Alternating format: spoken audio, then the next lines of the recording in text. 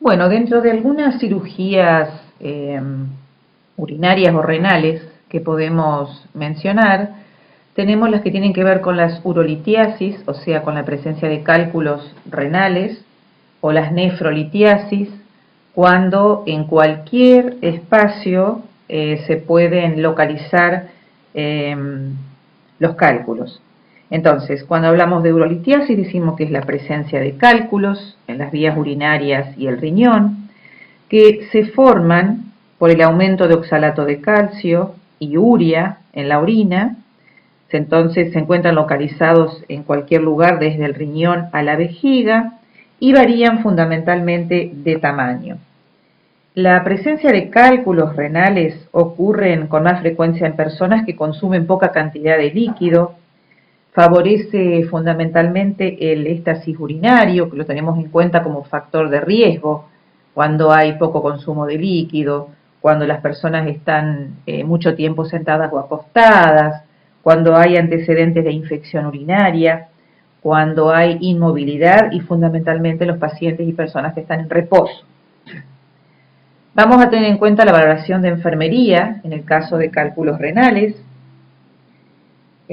Fundamentalmente el paciente puede presentar hipertermia. Esto también se relaciona a una infección urinaria si fuera en este caso, ¿no? Entonces valoramos si hay hipertermia, hay dolor cólico y depende dónde se localiza el cálculo, ya sea en el riñón, en los uréteres, en la vejiga, cambia la localización de este dolor. El dolor es cólico, se llama así porque es un dolor que aparece y desaparece fundamentalmente con la movilización del cálculo.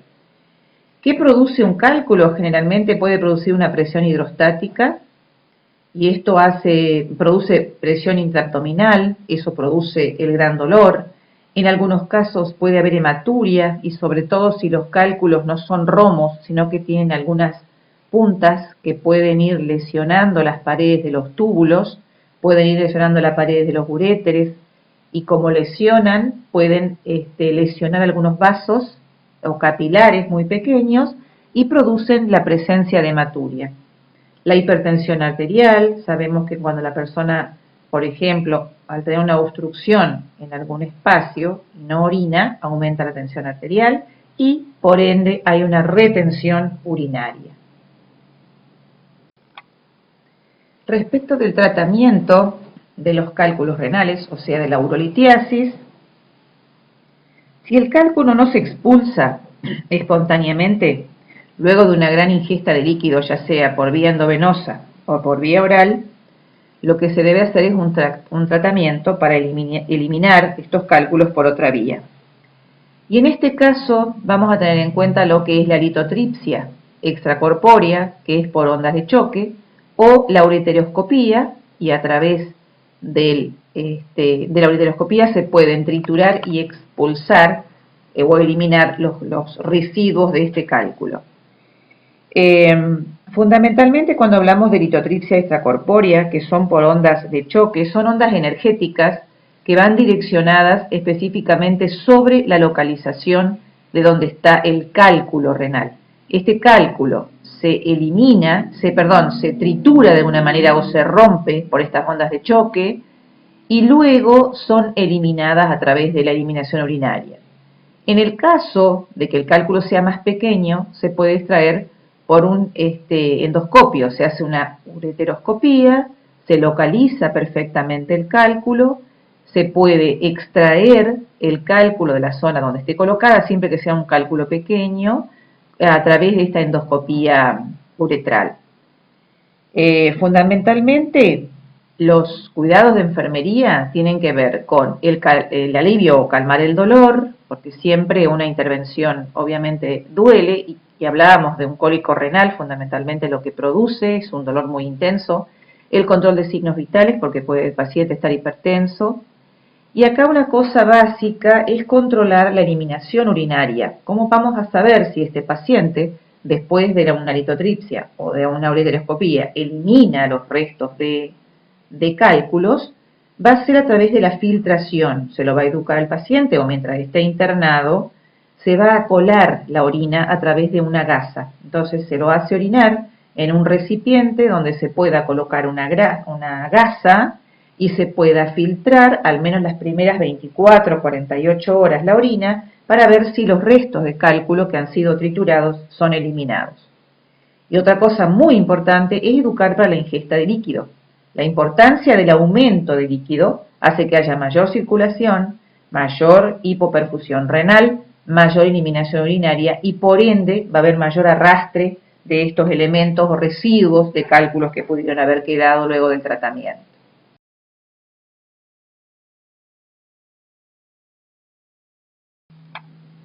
Y vamos a tener en cuenta otro tipo de cirugías, como sería la nefrectomía y también la ureterostomía.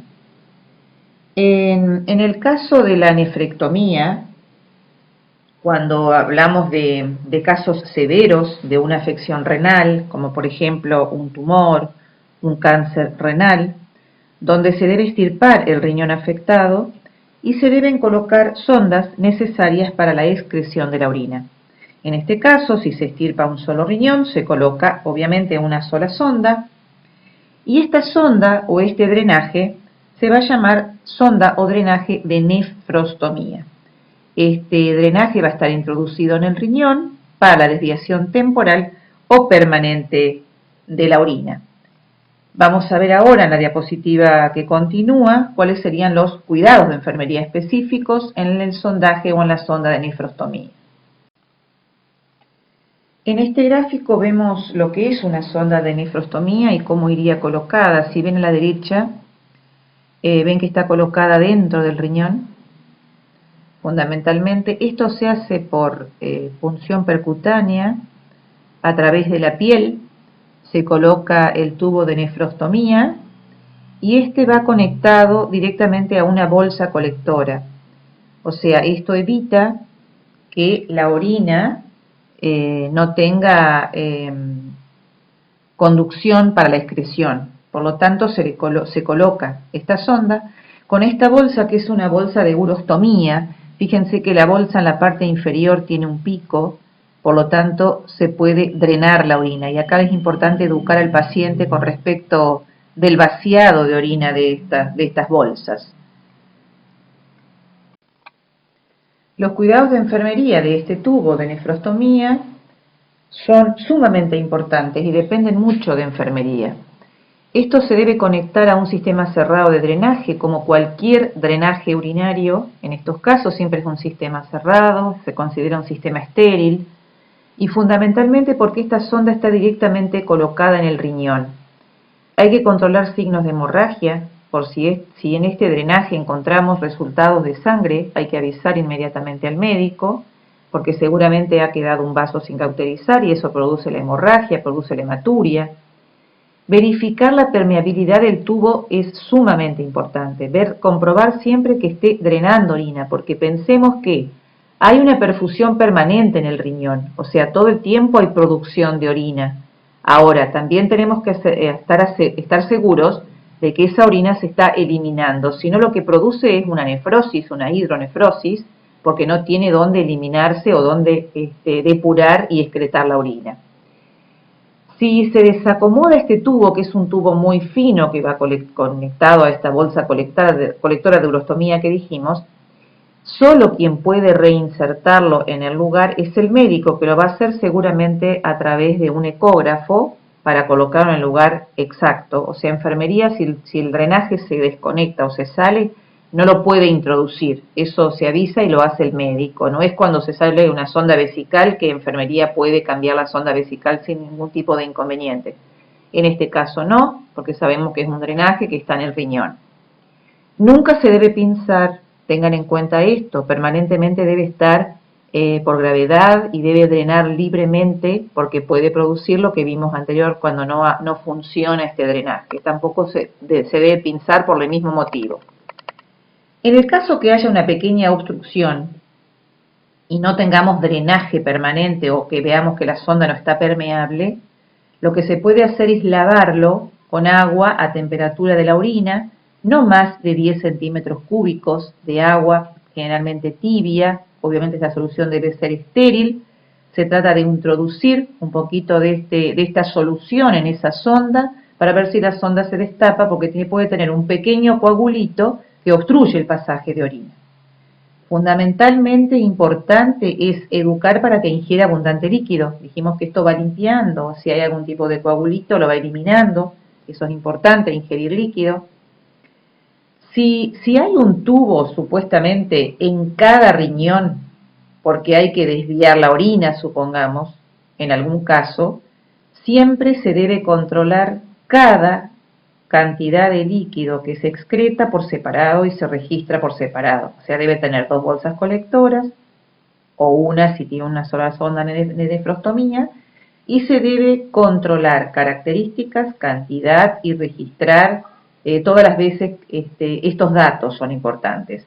Y también si hay uno en cada riñón se puede verificar si los 2 riñones trabajan de la misma manera, si producen la misma cantidad de orina, si uno produce menos que otro, si las sondas siempre están permeables o no. Y otra cosa, cuando el paciente deambula, la bolsa colectora se debe fijar al muslo con una tela adhesiva para que la persona pueda caminar y pueda movilizarse con este tubo o este drenaje colocado, pero de manera segura. Acá vamos a observar otro tipo de sondas, como son las ureterostomías. En este caso corresponden a desviaciones urinarias.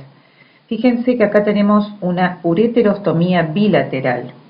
Acá estas sondas, estos 2 uréteres están abocados al exterior por vía percutánea, evitando que la orina llegue a la vejiga. Esto ocurre en el caso de que haya un cáncer o un tumor vesical, un tumor en la vejiga, y la orina debe ser desviada. Fíjense que acá tenemos una ureterostomía bilateral, y en la figura de al lado lo que nosotros podemos observar es el pequeño estoma que tiene en la piel. Esto significa abocar los uréteres hacia el exterior de la piel. O sea, se desconectan los uréteres de la vejiga y se conectan a través de la piel hacia el exterior. Por eso estos pacientes necesitan una bolsa colectora que va a usarse sobre el estoma, que ustedes ven, y tiene ciertos cuidados con respecto a la característica de la formación de la orina. Por eso tiene sus cuidados específicos que ya los vamos a desarrollar. Y los cuidados de enfermería, en este caso, cuando hay una desviación urinaria, o sea, hablamos de una ureterostomía, fundamentalmente nuestro trabajo como enfermeros es el control del estoma. Lo mismo que controlamos en un estoma, en una colostomía, exactamente controlamos el estoma urinario, de la misma manera.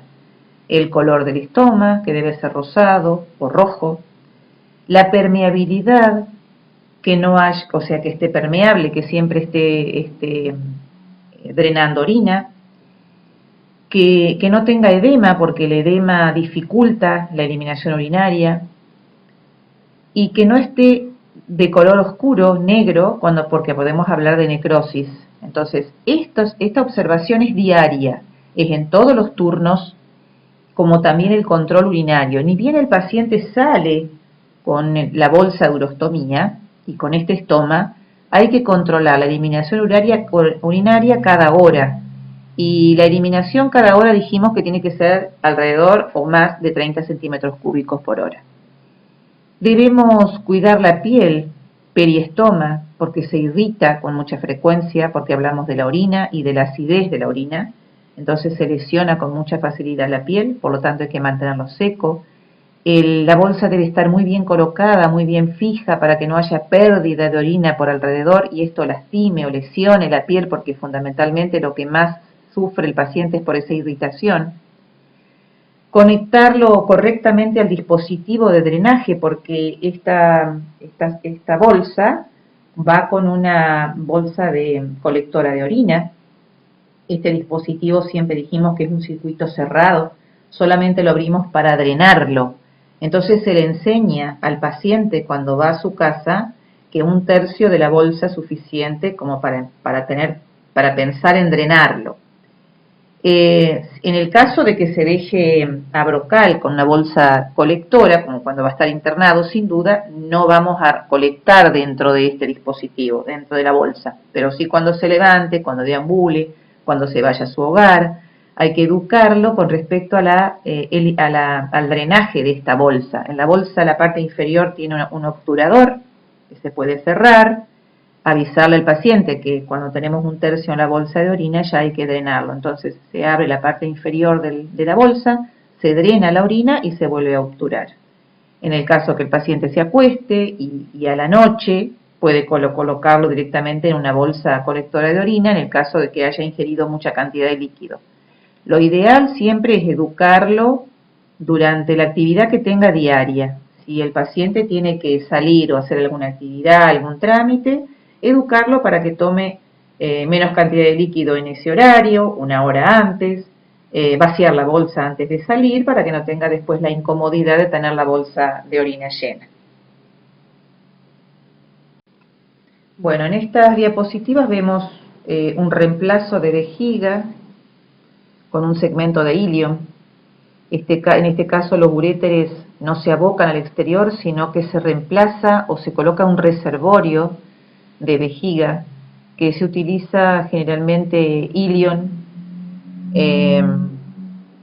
Ustedes ven que se coloca una porción de intestino que haría el lugar o el reservorio, o reemplazaría la vejiga en la primera figura, en la A, y estarían los uréteres anastomosados directamente a un pedazo de intestino.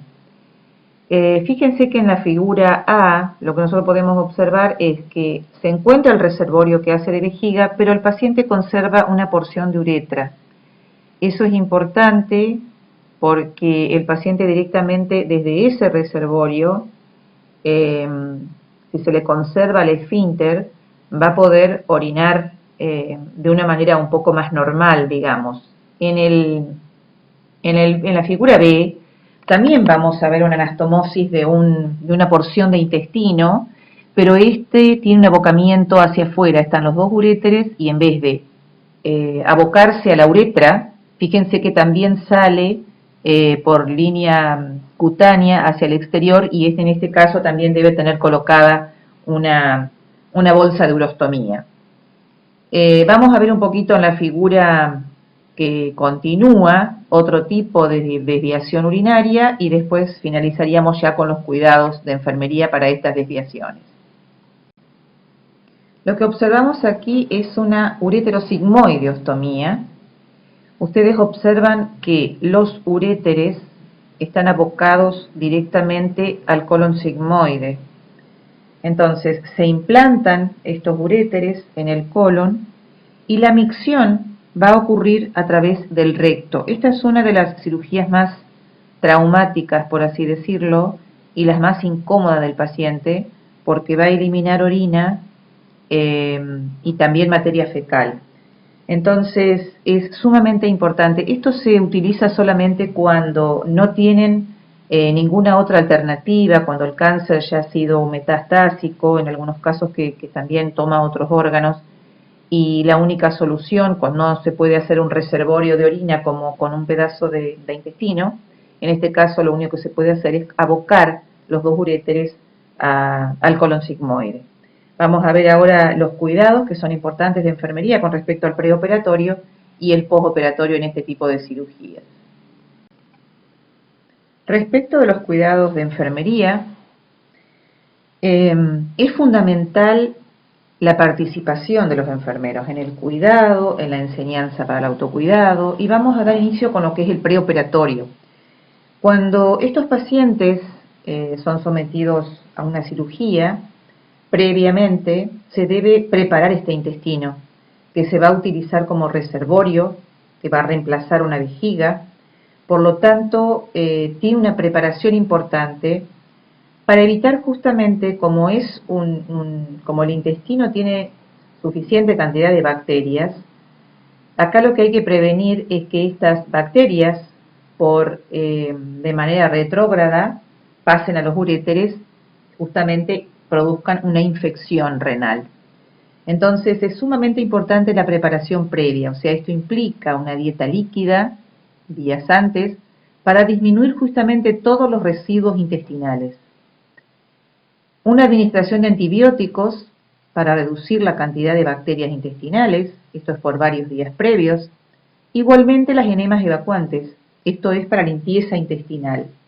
Seguramente son varias las enemas que se van a indicar, que son indicadas por el médico, obviamente, hasta la limpieza total del intestino para que después éste pueda ser utilizado como reservorio vesical. Una vez que el paciente vuelve del postoperatorio, lo importante que enfermería tiene que hacer aquí es educar para evacuar la orina cada 2 o 3 horas. Y esto también debe servirle al paciente para cuando egrese o cuando esté en su hogar.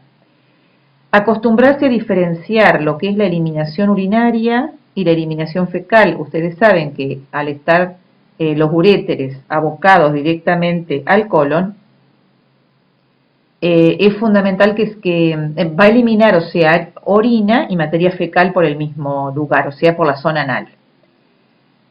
Al evacuar orina cada 2 o 3 horas, esto va a evitar fundamentalmente que haya mayor presión rectal y a su vez va a disminuir la absorción de todos los compuestos que tiene la orina en el colon. Ustedes saben que la porción del colon es donde más se absorbe el agua, por lo tanto, es importante, como va a haber orina, que no haya absorción de estos compuestos químicos de la orina. Esto por eso se trata de que el paciente tome mayor cantidad de líquido, que elimine cada 2 o 3 horas la orina, y esto tiene que ver con un reentrenamiento de este esfínter, que él pueda diferenciar cuándo es orina y cuándo es materia fecal, dado que la materia fecal obviamente va a ser más sólida. Por eso se lo insta a que cada 2 o 3 horas el paciente orine. Evitar los alimentos que contengan gases o que produzcan gases fundamentalmente, las gaseosas, los alimentos que fermentan, los dulces. Disminuir el consumo de sal es muy importante, pero aumentar la ingesta en el consumo de todos los alimentos ricos en potasio, porque sabemos que el potasio se elimina mucho por orina. Y un papel y un rol importante que van a tener los enfermeros es aliviar la ansiedad de estos pacientes, porque hablamos de un cambio de imagen corporal y hablamos de una muy baja autoestima. Entonces, es importante el acompañamiento de enfermería. En primer lugar, en explicar cómo va a funcionar este nuevo dispositivo, en hacerle entender al paciente que es la mejor forma o que es la forma de aquí en adelante que va a eliminar su orina, que dentro de todo no tiene un dispositivo externo que por ahí puede ser más incómodo, pero sí es importante que el paciente entienda que esta va a ser su manera de evacuar y que acompañando y entendiendo y explicándole cómo va a ser de aquí en adelante puede mejorar mucho su autoestima y también fundamentalmente trabajar con su autocuidado, que eso es lo que lo va a mantener en conocimiento y lo que tiene que hacer con su propio cuidado.